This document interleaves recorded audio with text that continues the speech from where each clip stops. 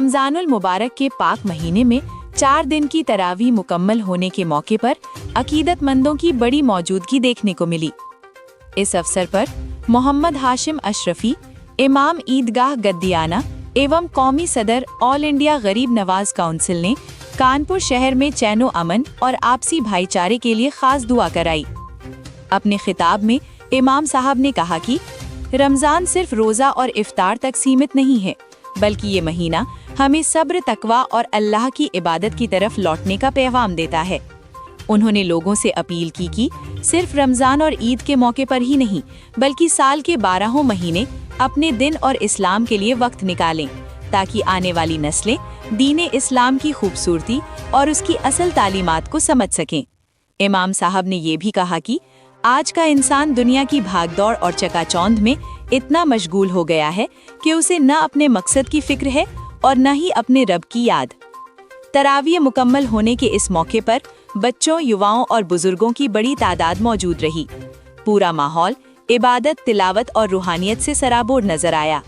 दुआओं और नसीहतों के साथ संपन्न हुआ ये आयोजन अमन, भाईचारे और दीन की राह पर चलने का संदेश देता रहा। वक्त दर्शन न्यूज़, कानपुर। शहनाज बानो की खास रिपोर्ट।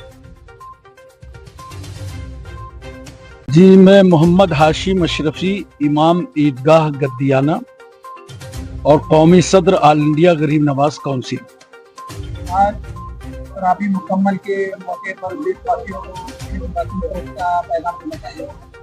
असल में आज ये जो ख़त्म कुरान का दौर मुकम्मल हुआ है, ये सनती शहर कानपुर में पहला दौर है और ये हमारे मरहूम मग़फ़ूर महताब आलम साहब के ज़माने से होता था। आज उनके बेटे शान आलम साहब ने इसका एहतमाम किया है। कई हज़ार लोग यहाँ इकट्ठा हुए। हाफिज़ साहब ने पूरा कुरान पढ़ा और लोगों ने कुरान सुना।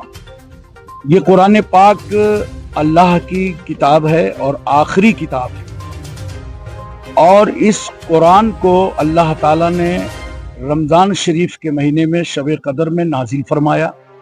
23 साल की मुद्दत में ये कुरान नाजिल होता रहा। हस्बे ज़रूरत आसमान दुनिया से यहाँ आता रहा। 6666 इस कुरान में आयतें हैं और पैदाइश से लेकर मरने तक और मरने के बाद से कब्र में उठाने तक और दाखिले जन्नत और जहन्नम तक सारा बयान आपको कुरान में मिलेगा। ये कुरान एक कानून की किताब है। आज साउथ अफ्रीका की पार्लियामेंट में भी लोग कुरान का सहारा लेते हैं कानून बनाने के लिए, क्योंकि हर चीज़ पर बड़े इंसाफ के साथ कुरान ने कानून बनाया है।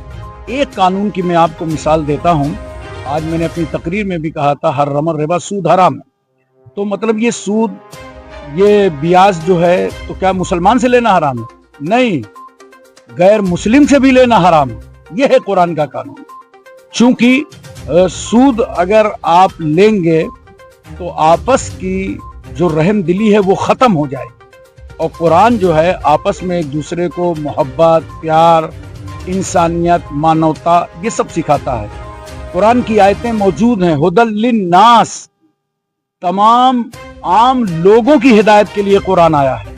सिर्फ मुसलमान की हिदायत के लिए नहीं, आम इंसानों की हिदायत के लिए कुरान आया है। उसी कुरान के पढ़ने का और सुनने का यहाँ एहतमाम किया गया। बहुत सारे लोग जमा हुए। हम पैगाम देना चाहेंगे इस मौके पर कि कुरान पढ़िए। दुनिया में सबसे ज़्यादा पढ़ी जाने वाली किताब का नाम कुरान, और जब आप कुरान खुद पढ़ेंगे, कोई भी पढ़े, सबको दावत है। ये नहीं कि खाली मुसलमान पढ़े, नसरानी पढ़ें, ईसाई पढ़ें, यहूदी पढ़ें, गैर मुस्लिम पढ़ें, कोई पढ़े। तो आप देखिएगा उसमें पढ़ने के बाद कुरान को जितना जो पढ़ता जाएगा उतना अल्लाह से और रसूल से करीब होता चला जाएगा और उसको हिदायत के रास्ते भी मिलेंगे। क्योंकि हर चीज़ का बयान कुरान के अंदर मौजूद है। रेप कोई करता है तो कितनी सज़ाएं हैं, चोरी करता है उसकी सज़ा है, माँ बाप की नाफरमानी करता है उसकी सज़ा है, बीवी का हक मारता है उसकी सज़ा है, पड़ोसी के हुकूक मारता है उसकी सज़ा है। सारी सज़ाएं मुकर्रर की गई और वहीं खुशियाँ और मुबारकबादियाँ दी गई कि अगर इन तमाम गुनाहों से तुम बचोगे और महफूज रहोगे तो अल्लाह ताला इसके बदले में तुम्हें जन्नत अता फरमाएगा।